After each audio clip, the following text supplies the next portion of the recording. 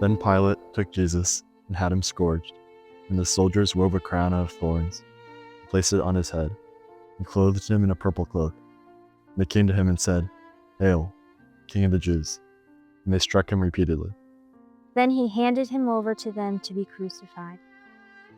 So they took Jesus, and carrying the cross himself, he went out to what is called the place of the skull, in Hebrew, Golgotha. There they crucified him, and with him 2 others, one on either side, with Jesus in the middle.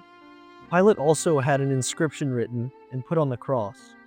It read, "Jesus the Nazarene, the King of the Jews."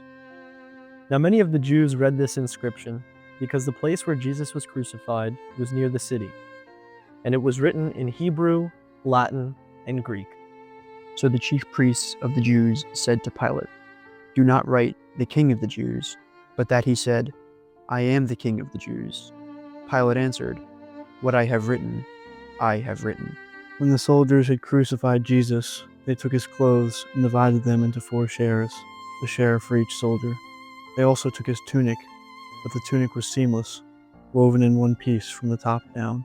So they said to one another, "Let's not tear it, but cast lots for it to see whose it will be," in order that the passage of Scripture might be fulfilled that says, "They divided my garments among them, and for my vesture they cast lots." This is what the soldiers did. Standing by the cross of Jesus were his mother and his mother's sister, Mary the wife of Clopas, and Mary of Magdala.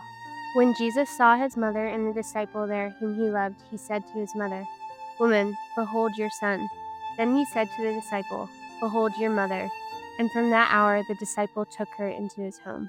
After this, aware that everything was now finished, in order that the scripture might be fulfilled, Jesus said, "I thirst." There was a vessel filled with common wine. So they put a sponge soaked in wine on a sprig of hyssop and put it up to his mouth. When Jesus had taken the wine, he said, "It is finished." And bowing his head, he handed over the spirit.